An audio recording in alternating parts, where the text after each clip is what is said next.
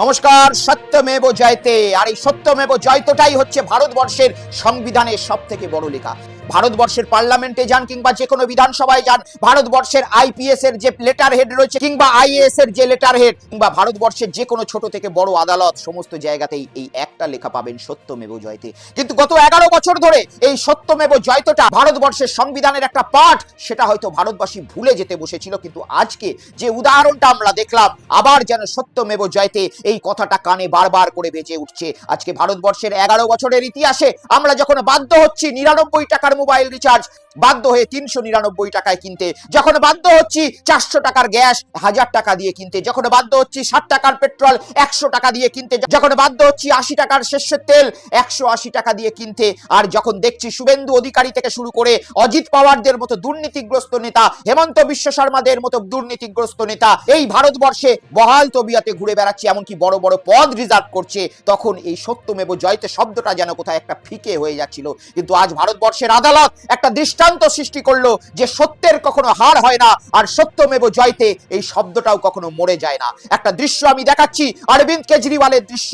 দিল্লির প্রাক্তন মুখ্যমন্ত্রী, এই প্রাক্তন মুখ্যমন্ত্রীকে ভোটের কথা মাথায় রেখে যখন তিনি দিল্লির চিফ মিনিস্টার ছিলেন, তখন বিজেপির যে পাপেট রয়েছে, যাকে বলা হয় ইডি এবং সিবিআই, সেই ইডি সিবিআই দ্বারা ইচ্ছাকৃতভাবে আবগারি কেলেঙ্কারির দুর্নীতি এই অরবিন্দ কেজরিওয়ালের উপর লাগিয়ে তাকে গ্রেপ্তার করেছিল দিল্লির পুলিশ।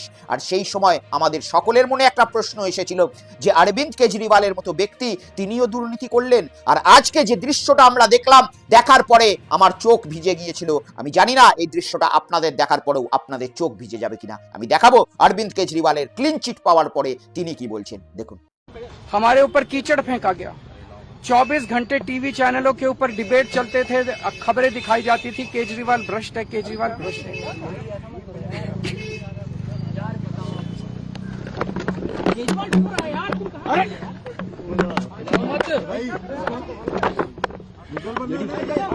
हो गए संभालिए सर, अपने आप संभालिए, हिम्मत सर, लाओ मत भाई। ये केजरीवाल भ्रष्ट नहीं है। मैंने केवल अपनी जिंदगी में ईमानदारी कमाई है। इन्होंने झूठा केस लगाया और आज ये साबित हो गया। कोर्ट ने कहा है कि केजरीवाल कट्टर ईमानदार है, मनीष सिसोदिया कट्टर ईमानदार है, आम आदमी पार्टी कट्टर ईमानदार है। मैं प्रधानमंत्री जी से कहना चाहता हूं, सत्ता के लिए इस तरह से खिलवाड़ मत कीजिए, देश के साथ इस तरह से संविधान के साथ खिलवाड़ मत कीजिए। आपको सत्ता चाहिए, अच्छे काम कीजिए। आज देश के सामने इतनी बड़ी बड़ी समस्याएं हैं, महंगाई है, बेरोजगारी है, पूरे देश में सड़कें टूटी पड़ी है, चारों तरफ पोल्यूशन ही पोल्यूशन हो रहा है, चारों तरफ देश में इतनी समस्याएं हैं। उन समस्याओं का समाधान करके सत्ता में आइए ना। দেখলেন দৃশ্যটা মোটেই ভালো নয়। ভারতবর্ষের সুস্থ সমাজের জন্য এই দৃশ্য একদমই ভালো নয়। এই অরবিন্দ কেজরিওয়ালের চোখে জল। আজকে অরবিন্দ কেজরিওয়ালের মতো ব্যক্তি চোখে জল নিয়ে মিডিয়ার সামনে দাঁড়িয়ে রয়েছে, ভারতবর্ষের সামনে দাঁড়িয়ে রয়েছে। যে ব্যক্তিটাকে আমি ব্যক্তিগতভাবে মনে করি ভারতবর্ষের প্রধানমন্ত্রীর চেয়ারে বসা উচিত, কারণ একজন ভারতবর্ষের প্রধানমন্ত্রী ঠিক এতটাই শিক্ষিত হওয়া উচিত যতটা অরবিন্দ কেজরিওয়াল। ইনি খড়গপুরের আইআইটি থেকে পাস আউট একজন ছাত্র। সেই ব্যক্তি আজকে ভারতবর্ষের প্রধানমন্ত্রী যদি হতো, ভারতবর্ষটা কোন জায়গায় পৌঁছাতো সেটা আমরা আন্দাজ করতে পারি। ডক্টর মনমোহন সিং যখন ভারতবর্ষের প্রধানমন্ত্রী ছিল, অর্থাৎ একজন শিক্ষিত ব্যক্তি যখন ভারতবর্ষের প্রধানমন্ত্রী ছিল, তখন ভারতবর্ষের যে উচ্চতা ছিল, সেই সময়টাই আমাদের মাথায় বারবার আসছে এবং ভাবছি যে এই অরবিন্দ কেজরিওয়ালের মতন ব্যক্তিরই আজকে প্রধানমন্ত্রীর চেয়ারে বসা দরকার। কিন্তু আজকে বাধ্য হয়ে আমরা এমন একজন প্রধানমন্ত্রীকে পালন করছি, লালন করছি, যিনি শুধুমাত্র নিজের পিআর টিম এবং নিজের প্রচার ছাড়া আর কিছু ভেবে পান না।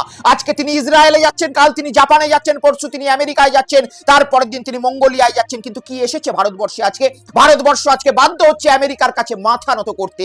আর একজন সৎ নিষ্ঠাবান ব্যক্তি, একজন আইআইটি পাস আউট, তিনি আজকে ভারতবর্ষের সামনে দাঁড়িয়ে, মিডিয়ার সামনে দাঁড়িয়ে চোখের জল বহন করছে। এটা ভারতবর্ষের সুস্থ সমাজ বা আগামী ভবিষ্যতের জন্য একেবারেই ভালো দৃশ্য নয়। কিন্তু আমি যে কথাটা আপনাদের বললাম, সত্যমেব জয়তে, এই কথাটা যেন আজকে 11 বছর পর আবার প্রমাণ হয়ে গেল যে অন্ধকারে থাকতে পারে সততা, কিন্তু সততার জয় একদিন অন্ধকার সরে গেলে সূর্যের আলো সেই সততার মধ্যে পড়ে এবং অরবিন্দ কেজরিওয়ালকে ইচ্ছাকৃতভাবে গ্রেপ্তার করার পরে যে নির্বাচনে জয়লাভ করেছে দিল্লির বিজেপি, তারপরে আজকে 1 বছর পর অরবিন্দ কেজরিওয়ালকে যে আদালত ক্লিন চিট দিল, এটা বিজেপি নরেন্দ্র মোদী থেকে শুরু করে একাধিক ব্যক্তি যারা এই অরবিন্দ কেজরিওয়ালের মতো মানুষকে কিংবা একাধিক সৎ মুখ্যমন্ত্রীকে আজকে ফাঁসানোর চেষ্টা করছে, তাদের গালে চরম একটা থাপ্পড়। তবে এই অরবিন্দ কেজরিওয়ালের যে চোখের জলটা দেখলেন, এই চোখের জলে অরবিন্দ কেজরিওয়ালের কিছু বিগড়ে যাবে না, বিগড়ে যাবে ওই দিল্লিবাসীর। আজকে দিল্লিবাসী এই অরবিন্দ কেজরিওয়ালের মতো হীরের টুকরোকে ছুড়ে দিয়ে একটা কয়লাকে নিয়ে মুখ্যমন্ত্রী বানিয়েছেন, যার নাম রেখা গুপ্তা, যিনি এয়ার কোয়ালিটি ইন্ডেক্সকে উচ্চারণ করতে পারেন না, সেটাকে উনি বলেন টেম্পারেচার মাপার যন্ত্র,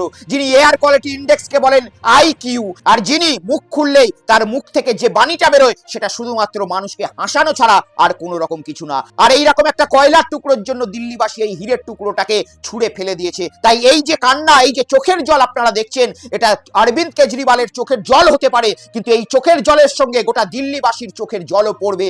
আর কিছুদিনের মধ্যে ইতিমধ্যেই পড়তে শুরু করে দিয়েছে। মাত্র 15 দিনের মধ্যে দিল্লিতে 807 জন মহিলা গায়েব হয়ে গিয়েছে।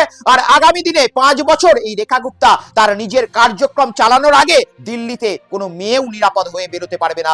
তবে এ তো গেল শুধু অরবিন্দ কেজরিওয়ালের কথা, কিন্তু তাদের কি হবে যারা এই অরবিন্দ কেজরিওয়ালদের মতো মানুষকে, যারা মমতা ব্যানার্জির মতো মানুষকে, যারা অভিষেক ব্যানার্জির মতো মানুষকে, যে সমস্ত একাধিক ব্যক্তি যখন বিরোধী দলে রয়েছে ইচ্ছাকৃতভাবে ইডি সিবিআই ব্যবহার করে তাদেরকে কালিমালিপ্ত করছে, তাদেরকে জেল খাটাচ্ছে, অথচ আদালত থেকে এই অরবিন্দ কেজরিওয়ালের মতো ব্যক্তিরা ক্লিন চিট নিয়ে চলে আসছে। তাহলে যারা তাদেরকে গ্রেপ্তার করলো, যারা তাদেরকে ফাঁসালো, তাদের কেন শাস্তি হবে না? কেন ভারতবর্ষে এই বিল আসবে না? কেন পার্লামেন্টে এই বিল আসবে না? যে ডিপার্টমেন্ট তাদেরকে গ্রেপ্তার করবে, তাদেরকে ফাঁসাবে, তারা যদি নির্দিষ্ট তথ্য প্রমাণ আদালতে না দিতে পারে, আর আদালত থেকে তারা যদি ছাড়া পেয়ে যায়, তাহলে যে অফিসার তাদেরকে গ্রেপ্তার করেছিল তাদের উপরেও আইনানুগ ব্যবস্থা নেওয়া হবে। আজকে ভারতবর্ষের মতো দেশে, বিশেষ করে বিজেপি যখন সরকার চালাচ্ছে, তারা একাধিক ক্ষেত্রে এই ধরনের ইডি সিবিআই এনআইএ কে নিজেদের পার্সোনাল স্বার্থে ব্যবহার করে ভোট কেনা বেচা করছে, বিরোধী দলের নেতাদেরকে ফাঁসানোর চেষ্টা করছে। তাহলে সেই ইডি সিবিআই দের অফিসারের ওপর কেন আদালত ব্যবস্থা নেবে না? এটা আজকে ভারতবর্ষের মানুষকে প্রশ্ন করা উচিত। এবং আমি মনে করি ভারতবর্ষের পার্লামেন্টে প্রত্যেকটা বিরোধী দলের যে সকল নেতারা রয়েছে, যে সকল সাংসদরা রয়েছে, তারা স্পিকারের কাছে এই প্রস্তাব রাখতে পারে যে আদালতে যখন কেউ ক্লিন চিট পাবে, যে অফিসাররা তাদেরকে ফাঁসানোর চেষ্টা করেছিল, যেন তাদের বেতন আটকে যায় কিংবা তাদের সাসপেন্ড করা হয়। এই ধরনের বিল ভারতবর্ষে ইমিডিয়েট আনা দরকার, না হলে এই ধরনের প্রতিপক্ষকে ফাঁসানোর রাজনীতি চলতেই থাকবে। আজকে অরবিন্দ কেজরিওয়ালকে ভোটের সময় যেভাবে কালিমালিপ্ত করা হয়েছিল, তার জন্য তার দল ক্ষতিগ্রস্ত হয়েছে। নির্বাচনের সময় অরবিন্দ কেজরিওয়াল জেলে পড়া ছিল না, তিনি মানুষের সামনে আসতে পেরেছেন। প্রত্যেকটা মানুষ ভেবেছে যে অরবিন্দ কেজরিওয়ালকে আমরা ভোট দিয়েছি, সে আজকে আবগারি দপ্তরে দুর্নীতি করেছে এবং তার জন্য তার একাধিক ভোট নষ্ট হয়েছে, তিনি দিল্লিতে হেরে গিয়েছে। আর এই যে ক্ষতিটা অরবিন্দ কেজরিওয়ালের জীবনের সঙ্গে হয়েছে, এটা তো অরবিন্দ কেজরিওয়াল নিজে করেননি, এটা ইচ্ছাকৃতভাবে দায়িত্ব নিয়ে বিজেপি করিয়েছে, সেই সমস্ত এজেন্সি করিয়েছে। তাহলে সেই এজেন্সিরা কেন ছাড় পেয়ে যাবে? তাই আজকে বাংলার খবর না দেখিয়ে এই দিল্লির গুরুত্বপূর্ণ খবরটা দেখালাম, কারণ এটা শুধু দিল্লির খবর নয়, এটা গোটা ভারতের খবর। এবং গোটা ভারতবর্ষে আজকে উদাহরণ সৃষ্টি হলো যে সত্যমেব জয়তে এখনো মরে যায়নি। তবে বাংলার খবর একেবারেই আপনাদেরকে দেব না এটা নয়, আজকে এই খবরটা থেকে সরে এসে আপনাদেরকে অত্যন্ত গুরুত্বপূর্ণ একটা টিপস আমি দিয়ে যাচ্ছি।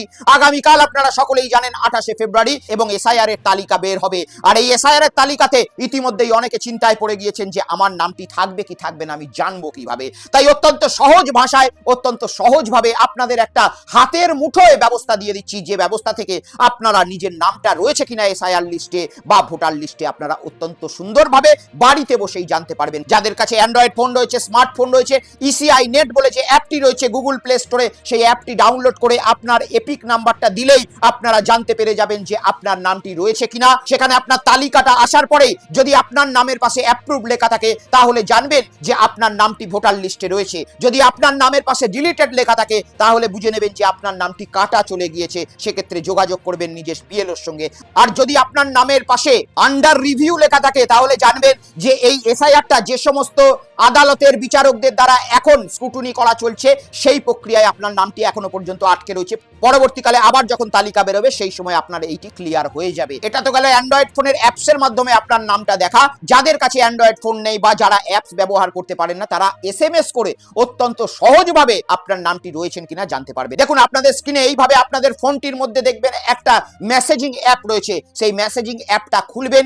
মেসেজিং অ্যাপটা খোলার পরে আপনি দেখতে পাচ্ছেন ওপরে নাম্বার চাইছে, সেখানে পুট করবেন 1950 আর এই 1950 পুট করার পরেই ক্রিয়েট মেসেজে চলে আসবে আপনার স্ক্রিনটি। আর সেখানে আপনাকে কি লিখতে হবে, ইসিআই, বড় হাতের, মনে রাখবেন বড় হাতের ইসিআই, একটা স্পেস দেবেন, তারপরে আপনার ভোটার কার্ডে যে নাম্বারটি রয়েছে সেই ভোটার কার্ডটি দেবেন, টেলিফোন নাম্বার নয়, আপনার ভোটার কার্ড এপিক কার্ড নাম্বারটি সেখানে দেবেন। দেখতে পাচ্ছেন আমি উদাহরণ দিয়ে দিচ্ছি স্ক্রিনে আপনাদের, এবং এটা লেখার পরে টুক করে প্রেস করে দেবেন, সেন্ড করে দেবেন মেসেজটা সেন্ড করলেই সেখান থেকে আপনাকে একটা রিটার্ন মেসেজ পাঠাবে, এবং সেই রিটার্ন মেসেজটার মধ্যে লেখা থাকবে যে আপনার নামটি ভোটার লিস্টে রয়েছে কিনা। যদি আপনার নামটি ভোটার লিস্টে থাকে, আপনার পার্ট নাম্বার, সিরিয়াল নাম্বার থেকে শুরু করে সমস্ত কিছু সেই মেসেজে চলে আসবে।